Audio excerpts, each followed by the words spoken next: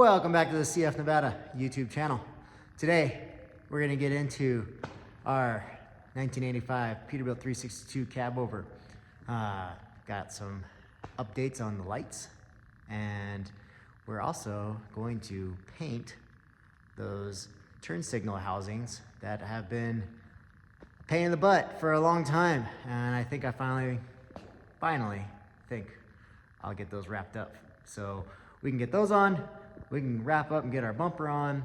We also got our front section here cleaned up and getting that ready for the bumper. So stay tuned, and please like and subscribe if you haven't done so for the CF Nevada channel, where we do custom trucks, farming, and a whole lot of other stuff. So thanks for watching, and let's get into today's video.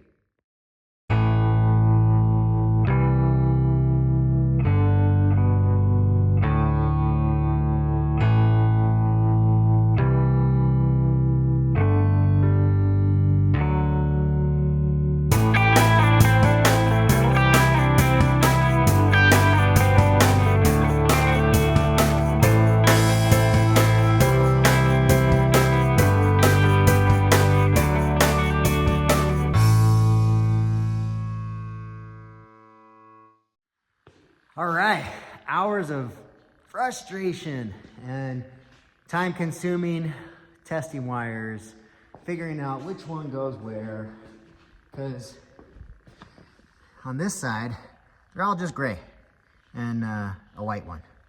And it's just not very easy to figure out what wire goes where. But got my LED side marker turn signals working, and that was one pain in the butt, because to sit there and test each wire to figure out which one's a blinky one and which one is just the running light was not an easy task. But got them working.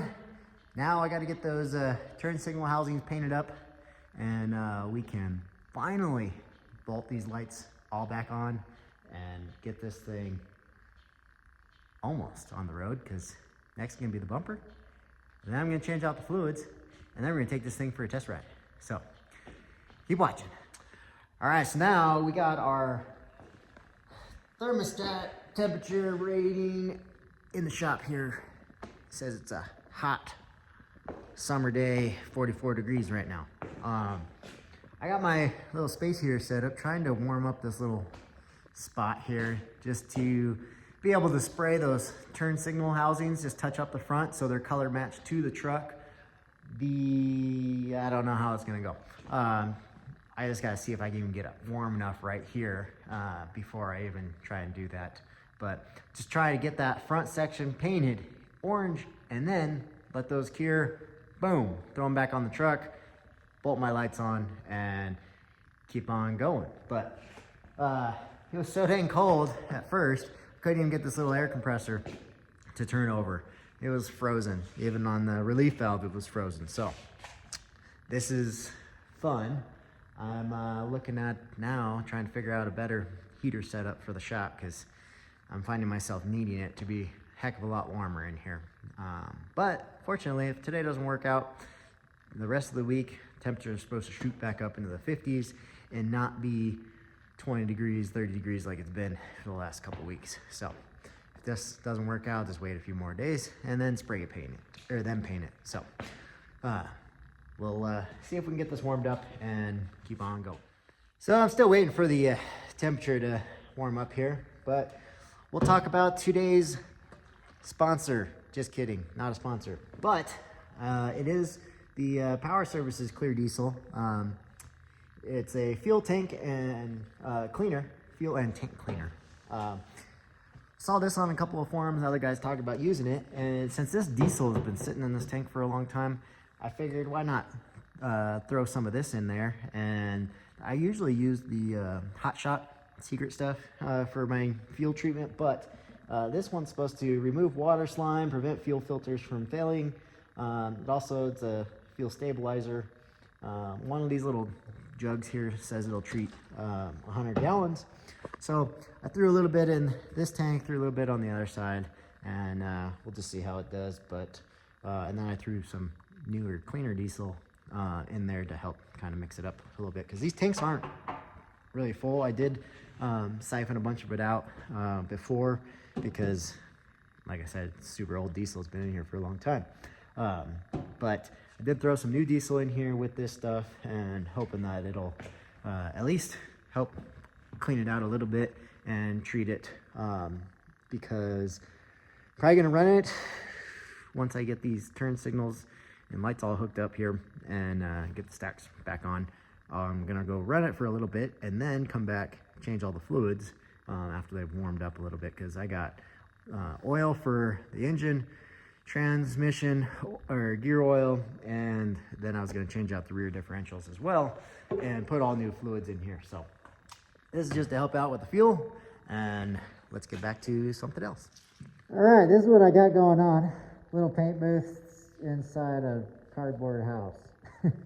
Not the best ideal situation, but at least my little space heater is warming this up enough so I can just spray these two little turn signal housings, and got the first coat on. I'm gonna put a second coat on now that it's flashed, because I'm also using my little heat gun just to kind of keep the air warm around it, and get this at least to cure. I'll let it sit under the heater, and then once it's dry to the touch, I'll bring them into the house and let them sit over there inside a different room to warm and cure overnight.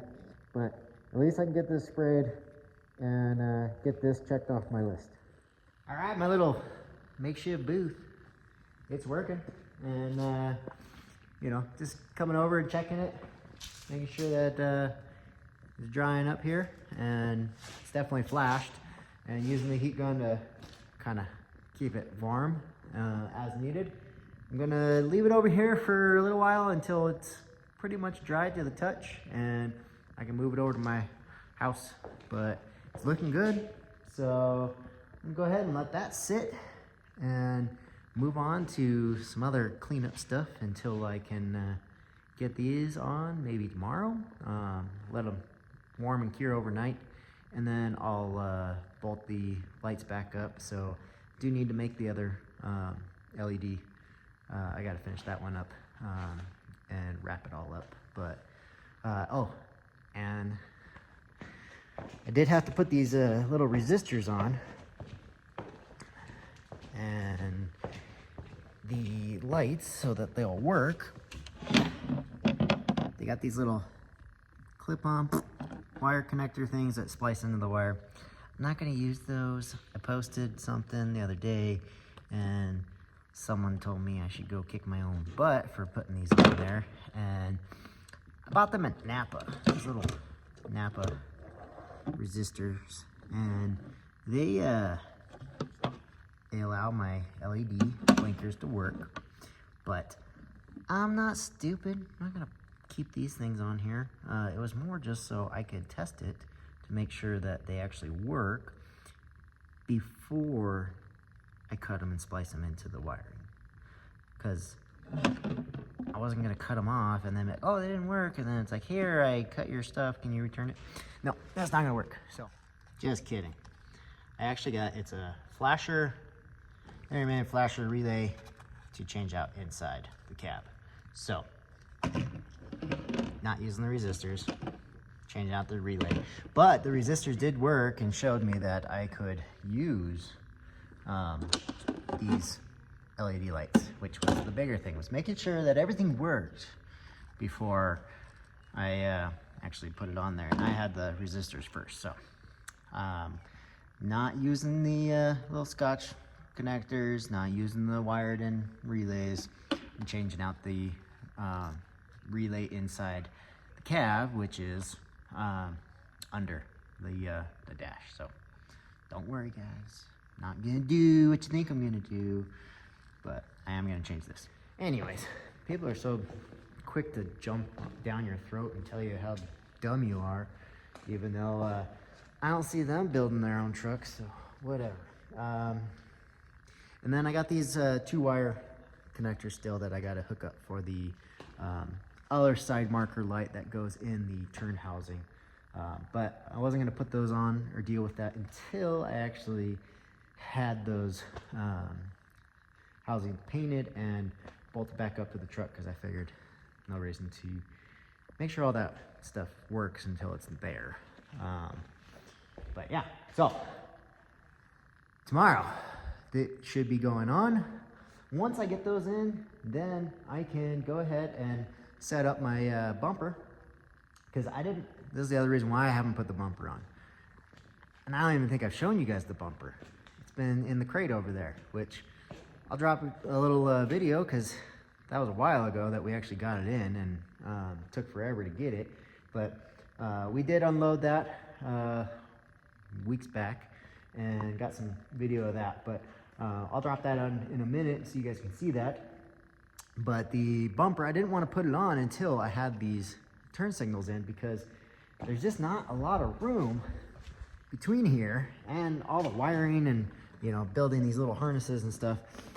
That bumper, it's gonna be in the way. So why would I want to put something in my way and try to make it harder on myself to work around it?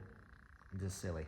So once I get those on, bumper on, and then front end will almost be done. I do have a grill. Grill will be going on after. I just got to get some of the, no, I did get the bolts. The little clippy things that it screws into. I got to figure out something. They don't line up the best, so I'll have to figure out something with that. Anyways, doesn't matter. But I do have a grill. But I think I'm going to actually switch that one out and do something custom. I was looking at a few guys that do some CNC laser jetting and all the different ways of cutting stainless and chromed out, whatever. I got an idea. For what I want to do here. But that'll be later. So for now, turn signals tomorrow should be going in, bumper on after. So that's gonna end today's video. Little what I'm going on with the cab over here, but I'm gonna try to wrap this front end up hopefully in the next day or so with the grill, and then we're gonna go on into the fluids, change out all the fluids, and we'll get some test drives in with this thing and see how it drives, because I haven't pulled it out other than off my trailer, in and out of the shop here, and what, maybe 50 yards? That's about as far as it's gone. So yeah, I'm excited. It's been almost a year that we've been working on this thing. So stay tuned.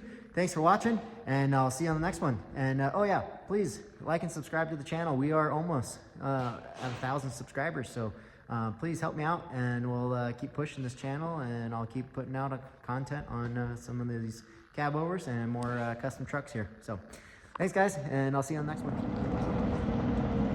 Look what arrived. Let's see what it is. Down in my truck.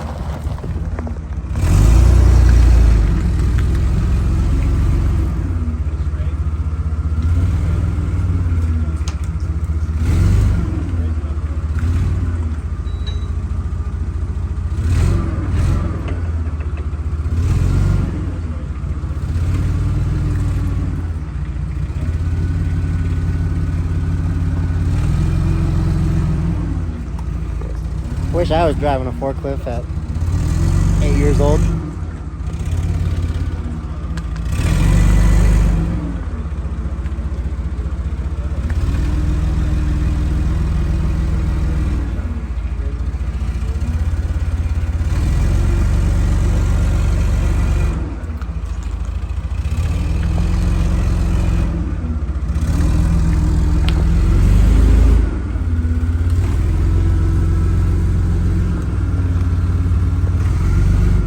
Alright, good right there. Let's get the pallet jack. Yeah, buddy. Good driving.